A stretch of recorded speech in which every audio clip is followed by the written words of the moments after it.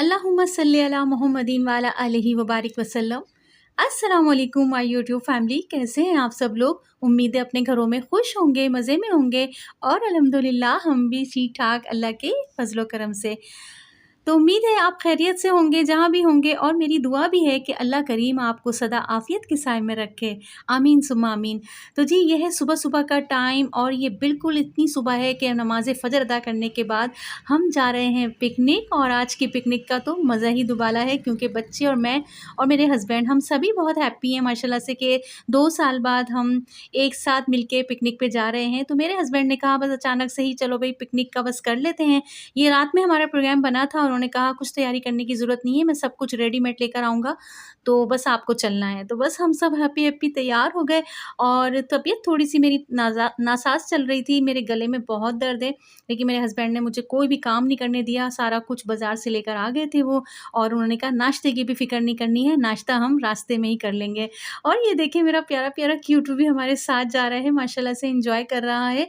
और आज की पिकनिक तो बच्चों के लिए, मेरे लिए, मेरे हस्बैंड के लिए बहुत ही स्पेशल होने वाली है, क्योंकि हम 2 साल बाद इनके साथ कहीं घूमने-फिरने जा रहे हैं, तो कुछ मज़ा ही अलग है। वैसे भी जाते रहते हैं, लेकिन इतना नहीं जाते, जब ये आते हैं तो हम ज़्यादा एन्जॉय करते हैं। आप सब भी समझ सकते होंगे कि जब सऊदीया से या बाहर मुल्क से कोई भी आता है, मतलब अपना कोई एक पर्सन भी बाहर हो और फिर वो इतने इतने अरसे में आके मिले, तो फैमिली कितनी हैप्पी होती है। एनीवेज़ तो हम कर रहे हैं नाश्ता, और रास्ते में से ही हमने एक ढाबे पे गाड़ी रोक के पराठे और चाय ली थी, और बेइंतहा मज़ेदार नाश्ता था। और आज की पिकनिक मुझे इसलिए भी अच्छी लग रही थी कि मुझे कुछ पकाने की ज़रूरत नहीं थी। और बस हम सब जा रहे हैं, अब रास्ते में हैं, चरना आइलैंड जा रहे हैं, तो आप लोग भी हमारे साथ एंजॉय करिएगा, और मैं आपके साथ कर लेती हूँ प्यारी-प्यारी बातें, और आप रास्ते और पिकनिक को भी एंजॉय करिए, ठीक है जी? अच्छा जी, आज जो मैं आपको इस वीडियो में बताने जा रही हूँ, वो है कुरान पाक की सूरत यासीन। इस सूरत यासीन से आप अपनी मुश्किलों का हल निकाल सकते हैं। ये सूरत कुरान करीम का दिल है, और आज की इस वीडियो में भी आपको सूरह यासीन के बारे में मैं यही बताऊंगी कि इसके पढ़ने से क्या-क्या फ़ायदे हैं, और इस सूरत को रोज़ाना पढ़ने से किन-किन मुश्किलात से बचा जा सकता है। अगर आप चाहते हैं कि इस वजीफ़े को पूरा समझें, ठीक तरह से समझें, तो इस वीडियो को आखिर तक वॉच कीजिएगा, ताकि आपको वजीफ़ा करने की पूरी समझ आ जाए और आपकी बेहतर रहनुमाई भी हो सके।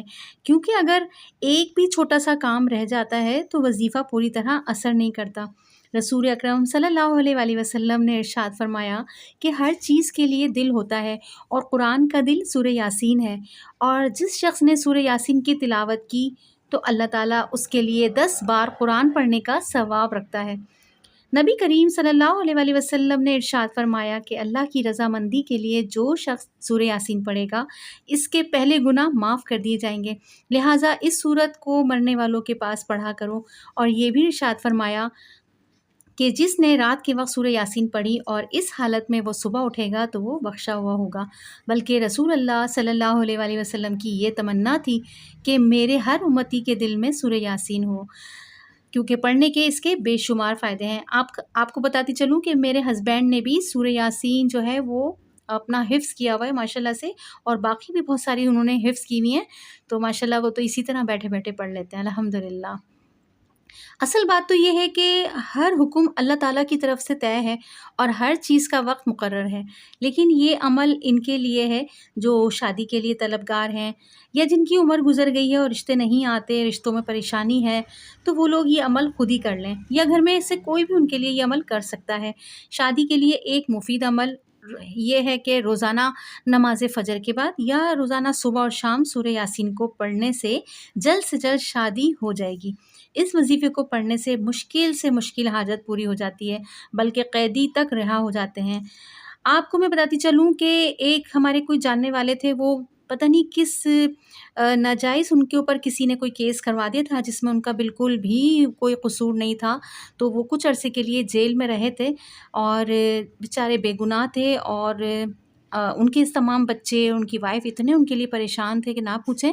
तो ये वजीफ़ा जो था हमने उनको भी बताया था, और उन्होंने जब पढ़ा तो माशाल्लाह माशाल्लाह उनकी 1 महीने के अंदर-अंदर रिहाई हो गई थी, अल्हम्दुलिल्लाह।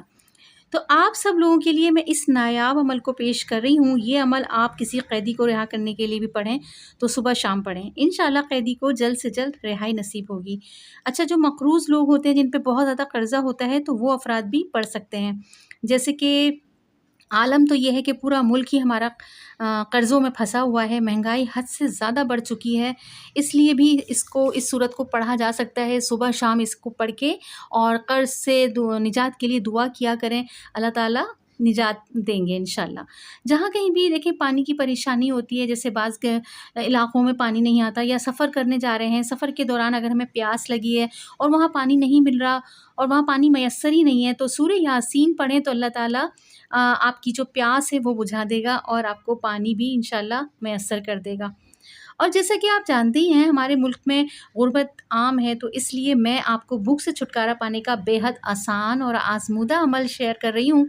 इसके पढ़ने से इंशाल्लाह ताला आपको बहुत ज़्यादा फ़ायदा होगा।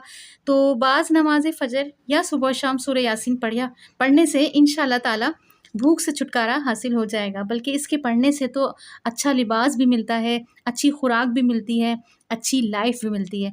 बल्कि कोई शख़्स अपने लिए लिबास लेना चाहता है, तो उसके पास कोई माली रुकावट है, यानी उसके पास इतनी गुंजाइश नहीं है, तो वो सूरह यासीन की तिलावत करे, इंशाअल्लाह ताला अल्लाह उसे अच्छा लिबास दे देंगे और कोई रुकावट भी नहीं होगी। गर्ज़ ये कि कोई भी मुश्किल हो, कोई भी आपका ऐसा रुका हुआ काम हो, कोई भी ऐसी हाजत हो जो आपके बस से बाहर हो, तो आप हर चीज़ के लिए सूरह यासीन को पढ़ना अपना मामूल बना लें और फिर देखें कि ज़िंदगी की हर परेशानी कैसे ख़त्म होना शुरू हो जाएगी। अगर आपको मेरी ये वीडियो पसंद आई हो तो इसे आगे भी शेयर करें अपने दोस्तों के साथ। मेरी आपसे गुज़ारिश है कि आप इस सूरह की तिलावत की ना एक आदत बना लें, खुद भी पढ़ें और दूसरों को भी बताएँ, क्योंकि मखलूक़ खुदा की बेलौस खिदमत आपकी बिगड़ी भी बना सकता है। जल्दी करें, नेकी में देर ना करें, शायद आपका एक छोटा-सा अमल, नेक अमल किसी की भी कोई खोई हुई ज़िंदगी वापस लौटा दे। तो बस यही बातें शेयर करनी थी आप लोगों के साथ और हम साथ-साथ अपनी पिकनिक भी एन्जॉय करते जा रहे हैं और मेरा क्यूटू भी बहुत एन्जॉय कर रहा है साथ में। माशाल्लाह, माशाल्लाह बहुत ही अच्छी पिकनिक रही है, हम लोग ने बहुत एन्जॉय किया वहाँ पे और बस अब हल्ला-गुल्ला करते हुए सारे आ रहे हैं साथ में। बस बच्चों के साथ थोड़ा-सा करना ही पड़ता है बच्चों की एन्जॉयमेंट के लिए और अपनी फैमिली के लिए, उन सबको खुश रखने के लिए उनका साथ देना ही पड़ता है। तो बस खुश रहिए और खुश रहने दें, दुआओं में हमें रखिएगा याद। मैं भी इंशाल्लाह आप सब के लिए बहुत दुआ करती हूँ और दुआओं में याद रखती हूँ। फिर मिलेंगे एक नेक्स्ट वीडियो में। वीडियो अच्छी लगे तो इसे लाइक कर दिएगा और शेयर कर दिएगा और अगर बहुत अच्छी लगे तो इसे सब्सक्राइब कर दिएगा। फिर मिलते हैं कल नई वीडियो में, जब तक के लिए अल्लाह हाफ़िज़, फ़ी अमान अल्लाह।